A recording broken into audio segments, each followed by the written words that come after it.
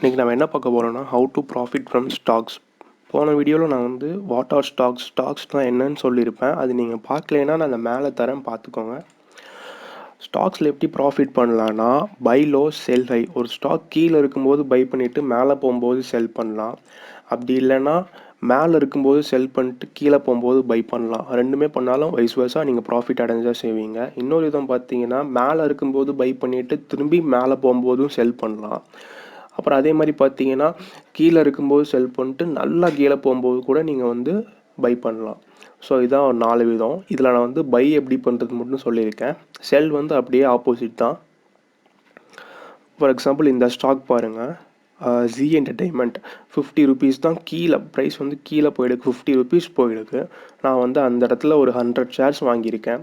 So 100 shares வாங்கிட்டு நான் hold பண்ணியிருக்கேன். அது கொஞ்ச நாளுக்கு அப்புறம் பார்த்தீங்கன்னா 350 ருபீஸ் போயிடுச்சு ஒரு ஷேர் ப்ரைஸு. ஸோ இங்கே போய்ட்டு நான் வந்து ட்ரேட் எக்ஸிட் பண்ணிடுறேன். ஸோ 350 மைனஸ் நான் வாங்கின ப்ரைஸ் எவ்வளோ, 50 இஸ் ஈக்குவல் டு 300.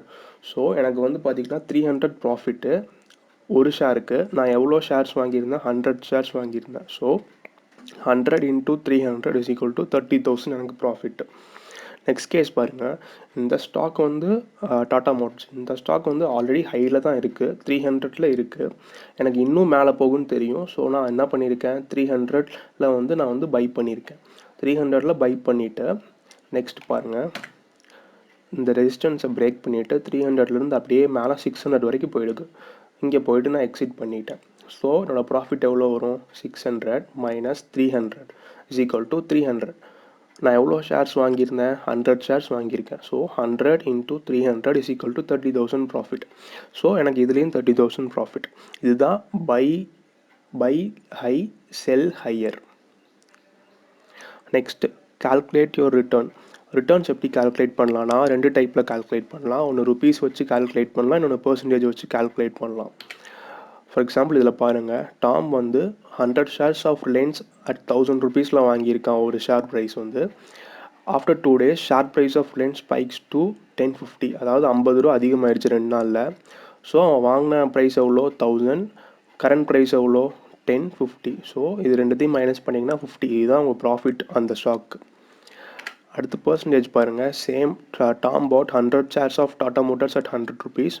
அதே மாதிரி 100 ஷேர் வாங்கியிருக்கான் டாடா மோட்டார்ஸ். அதோட ப்ரைஸ் பார்த்தீங்கன்னா 100 ருபீஸ் பர் ஷேருக்கு. 2 நாளில் ப்ரைஸ் பார்த்தீங்கன்னா 150 போயிடுச்சு. ஸோ அதே மாதிரி 150 மைனஸ் 100 இஸ் ஈக்குவல் டு 50. இது வந்து நம்ம இப்போ ருபீஸில் கால்குலேட் பண்ணது.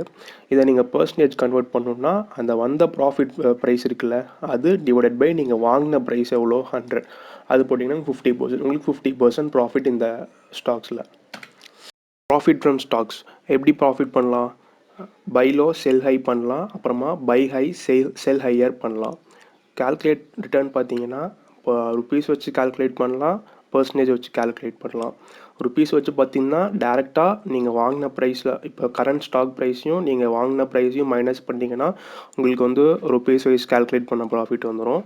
அதே மாதிரி பர்சன்டேஜ் வைஸ் பார்த்தீங்கன்னா கரண்ட் ப்ரைஸும் நீங்கள் வாங்கின ப்ரைஸும் மைனஸ் பண்ணி வர ப்ரைஸை வந்து நீங்கள் வாங்கின ப்ரைஸால் டிவைட் பண்ணிங்கன்னா உங்களுக்கு பர்சன்டேஜ் வந்துடும். இந்த வீடியோ பிடிச்சிருந்துன்னா லைக் பண்ணுங்கள், ஃப்ரெண்ட்ஸுக்கு ஷேர் பண்ணுங்கள். ஏதாவது டவுட்னா கமெண்ட் பண்ணுங்கள். மறக்காமல் சேனலை சப்ஸ்கிரைப் பண்ணுங்கள். தேங்க்யூ.